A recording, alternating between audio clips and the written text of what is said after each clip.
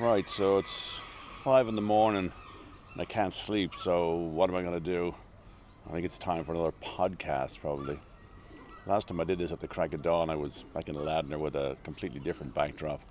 So I'm here in Folkestone this morning on Sunday, the 12th of June. And I'm really quite excited because today is the day on the tour that we finally hook up with Stephen, our tour guide. He'll be spending the next 4 days with us, taking us from here around Folkestone first off today, and then across to Europe to visit the various places that Sydney was involved with and at. So I got to say that yesterday was an absolutely fantastic day. Ross and I and his wife Cindy got to spend a bit of time around Folkestone doing some filming. This is called the Royal Military Hill. Right. One of the real pleasures was spending time with Rodney Kilby. You'll remember from the previous podcast that I mentioned that we were hoping to run into him, and he is in fact related to Albert Castle, who is the guy whose house Sydney stayed in. So Rodney, we were hoping, would have all sorts of fantastic stories about the family and all the rest. He didn't, but what he did have in absolute abundance was generosity and hospitality. He put himself at our disposal for the afternoon and drove us around to anywhere that we wanted to go. So it was great to be able to go to somewhere like the cemetery out at Shorncliffe. He's Folkestone born and bred, and talked a little bit about the town and how it's gone over the years. It's obviously, I think it's in a little decline from its heyday of the times when it was a destination resort for the sort of well-to-do English and perhaps even the not so well-to-do. The one behind me is the Grand Burston, and that's where we're staying at, and it's an establishment I think that's seen better days. I would have to say that we chose it more for its location rather than its facilities. But anyway, it's mind-boggling.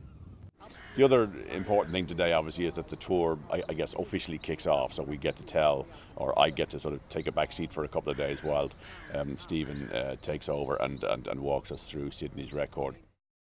The other aspect of yesterday that I really enjoyed was meeting some of the people from around about here. As Ross and I were working, Ross's wife Cindy, who's the sort of official photographer, was also, if you like, running interference, and she's almost like the kind of, I don't know, the PR person or something. She took every opportunity to engage with anybody who came by and was wondering what the heck we were doing. She'd explain what the project was, and managed to engage them in conversation. There was a very funny moment outside the house on Trimworth Road where a dreadlocked Jamaican man came out of his house 3 or 4 doors down and was looking a bit suspiciously at us and what we were doing, and Cindy went down and had a yak with him, and within a couple of minutes, you know, they were kibitzing and she was snapping a few great photographs of him and his family, and he actually went as far as offering us tea or coffee, and when I cheekily suggested I'd actually prefer a rum and coke, he very kindly said, well, actually he'd just come back from Jamaica and had a fantastic bottle of rum and was more than happy to share that with us. We didn't take him up on his offer because we still had work to do, but it was absolutely great to just find that the locals were amenable to the idea of what we were doing, and I couldn't help reflecting that there was a kind of an echo of what had happened here 100 years ago when the people of Folkestone welcomed Canadians, obviously for a different reason, but seemed to, go out of their way to make them feel welcome. And certainly any of the people that we bumped into yesterday, whether it was a guy called Eamon Rooney, who is heavily involved with a thing called the Lees Lift, which is a water-driven funicular railway just down the way from here. We spent a bit of time with him yesterday because he's a local historian, told us a couple of great stories about Canadians and the Great War, but also we just kind of hung out with him, and he was delightful. And there was another gentleman at the very top of the lift. It's a kind of a 2 or 3 man operation to get this, as I said, funicular railway to work, and the guy who was in the, if you like, the wheelhouse at the top, he was an absolute delight as well, and Cindy managed to get yakking with him at one point because she was sort of left alone at the top minding all the gear while Ross and I were down doing some filming and then coming back up.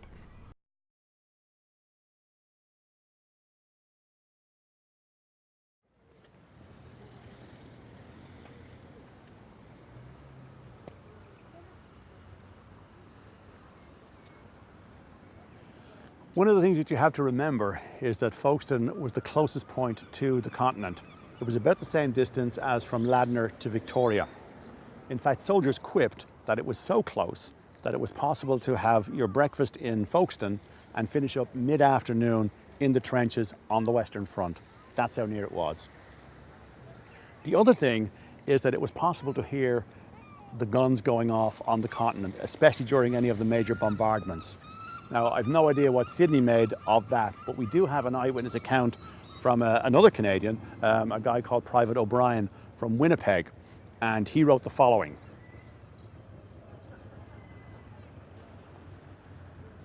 Now, I imagine that his reaction was typical, and we have to remember that Sydney and all of his mates had travelled 6,000 miles, buoyed up by propaganda and a huge sense of adventure.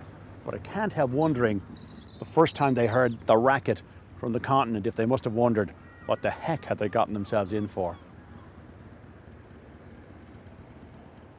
The first piece of the puzzle was his journey to Plymouth on the 10th of July 1915, and that journey would take him to Shorncliffe the day after on the 11th, and that's where we're going to go right now.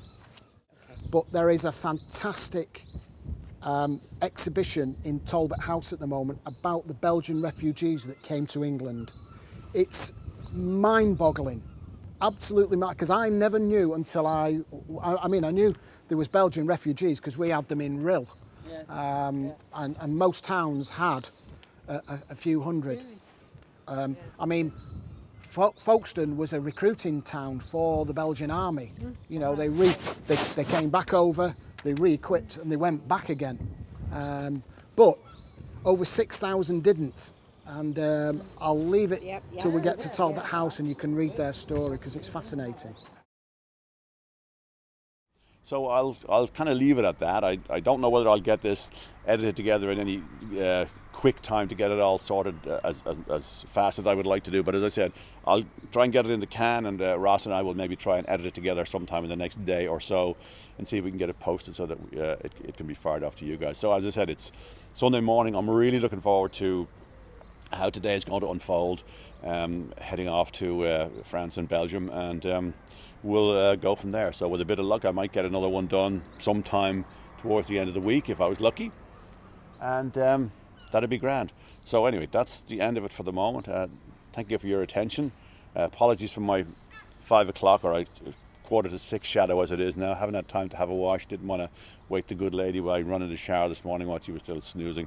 So we'll leave it at that and talk to you soon. Bye now.